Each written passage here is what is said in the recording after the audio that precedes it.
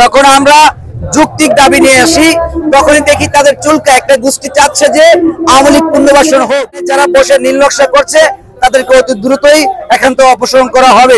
তাই আমরা ডক্টর ইউনূস সাহেবকে গতকাল বলেছি যে আপনি একজন দেশপ্রেমিক মানুষ, একজন ভালো মানুষ, আপনার মান ক্ষুণ্ণ করার জন্য আওয়ামী লীগের কিছু আমলাতন্ত্র আছে সচিবালয়ে বসে, তাদেরকে অতি দ্রুত আপনি বহিষ্কার করুন। আপনারা দেখতে পাচ্ছেন যে এখান থেকে রাতের আধারে মিটিং হচ্ছে, আওয়ামী লীগের গুপ্ত মিটিং, যে কিভাবে আওয়ামী লীগকে পুনর্বাসন করা যায়। হুটহাট আপনারা দেখতে পাচ্ছেন বিভিন্ন জায়গায় অলিতে গলিতে জয় বাংলার স্লোগান হচ্ছে।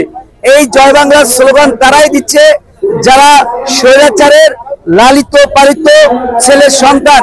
আমরা দেখেছি এই সচিবালয় থেকে অনেক আমলারা গোপন মিটিং করে যাচ্ছে। গোপন মিটিং আমরা যখন শুনতে পেলাম যে এখান থেকে নীল নকশা হচ্ছে, তারপর থেকেই আমরা কিন্তু জুলাই মঞ্চ 99 দিন ধরে শাহবাগে অবস্থান করেছি। গতকালকে আমরা সারাদিন এখানে সারা রাত্র অবস্থান করেছি। আমাদের বার্তা একটা ক্লিয়ার, শুধু সচিবালয় নয়, সারা বাংলাদেশে স্বৈরাচারের কোনো এজেন্ট আমরা বাস্তবায়ন হতে দেব না। এই সচিব যারা, তারা দেশপ্রেমিক সচিব নয়। এই যে আমলাতন্ত্র যারা আছে তারা হচ্ছে ভারতের দালাল, তারা ভারতের রাজ্য কায়েম করতে চাচ্ছে।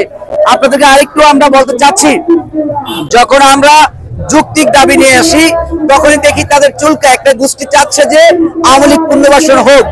জুলাই বিপ্লব যারা আছে তারা কখনোই স্বৈরাচারের সাথে হাতাহাত করে কখনোই জুলাই বিপ্লবকে বৃথা যেতে দেবে না। আপনারা জানেন যে শাহবাগ থেকে যে মঞ্চ তৈরি হয় সেই মঞ্চ কখনোই বৃথা যায় না। এই জুলাই মঞ্চের মাধ্যমে আমরা আশাবাদী এই স্বৈরাচার শেখ হাসিনার যে আমলাতন্ত্র যারা এই সচিবালয়ে বসে আছে তাদের পতন এই এক সপ্তাহের মধ্যেই নিশ্চিত ঘটবে। যদি এক সপ্তাহের মধ্যে যদি তারা আমাদের কোনো বার্তা না দেয় তাহলে আমরা জুলাই মঞ্চের পক্ষ থেকে ছাত্র জনতা নিয়ে আমরা সচিবালয়ে ঘেরাও করতে বাধ্য হব। ধন্যবাদ সবাইকে।